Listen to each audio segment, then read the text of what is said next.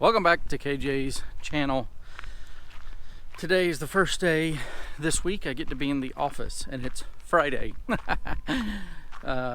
Sharon working 2 days at the daycare and me taking that trip to Kalispell meant that I have to just do all my office work today, and it's going to be jam-packed.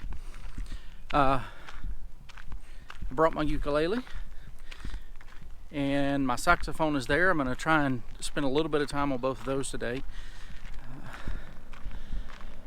But one of the biggest things I wanted to talk about today was I've been thinking a lot about the distance, being away from family, and how we've dealt with that. We've been here in Jordan for 16 years, and to be honest with you, technology has really been our biggest help. Being able to do videos like this, being able to see people on Facebook and kind of know what's going on.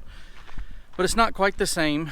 And I want to share with you a story about my grandmother, May, and when I was a baby, and her first trip to see me. So I was born in Germany in the last century. And, back then, there wasn't a lot of technology like now. Thankfully, I was only in Germany for a very short period of time, and between my dad being moved from Lindsay Air Station to Hill Air Force Base in Utah, we spent some time in North Carolina, a short period of time, and then we went out to Utah where we lived for 2 years. And like I said, during that time, technology just wasn't like it was. Phone calls were very expensive for long distance. And so my mom and grandmother came up with this genius idea. They would use a tape recorder and record themselves talking and then mail it. And then when you get the tape, you would listen to it. We still have those recordings. I'll look them up at some point in time, but you can listen to my grandmother talking and my mom talking and me making baby noises, all that kind of stuff. They're really, really neat to listen to, and a lot of good memories. But that leads to the funny story. My grandmother, for the first time ever to fly, she flew out to Utah to visit. And she tells the story of me looking at her really funny as a little baby, 1-year-old, 2-year-old. I don't remember how old I was. I was under 2 for sure. Looking at her because I recognized the voice, but I didn't know the face. I was used to that sound coming out of the tape recorder, which is just kind of neat. And, when you think about it, now here we are 40 years later, and my kids get to FaceTime with their grandparents. We have Facebook and can share pictures very quickly. And traveling's not nearly as hard as it used to be back then. It's still not easy.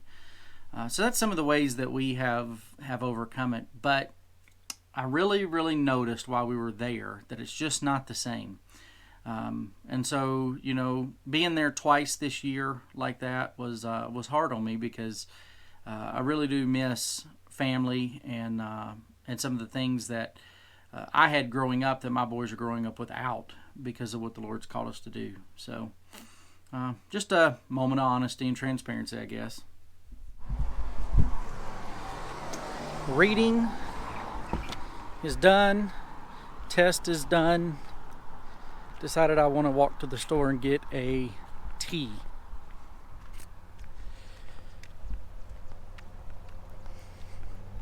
Talking about the stuff I talked about this morning about being far away from family and technology makes me think about people in the old days that had to write letters. And I remember a story somebody wrote me, or not wrote me, but a story I read about a guy who had gotten a letter that his wife was sick. So he made plans to get home, and before he got there, he received a letter that said she had passed. And I'm very thankful for technology that those types of things don't happen anymore. But I do know that there are missionaries and servants of the Lord who left their home never expecting to see their family and friends or that area ever again. And I'm just really grateful to live in a time when that is not the case. We have so many blessings with the technology we have. Those guys were speeding. It appears hunting season is upon us. It'll be a busy season. I'm hoping people will get out and try and do something kind of like the vacation time this year. People were out and about doing stuff. But last year at hunting season, we saw a increase in COVID cases here in town. Whether that was the hunters bringing them or not, I don't know. But I guess we'll see what happens. Well, it's time to head home. Gonna go home and get a little bite to eat, and then I think we're gonna go to the football game tonight. We've got one of our kids in church is on the football team. He's homeschooled, and for a long time Montana didn't allow, or they let the local school boards decide if homeschool kids could play on the team sports. But just this past year they passed a law that said that they had to allow them to play. So we got one kid that's playing on the football team, and so we're going to go support him as he plays tonight. They don't have a whole lot of home games this year. In Montana's, eastern Montana, a lot of the teams are so small that they can't play 11-man.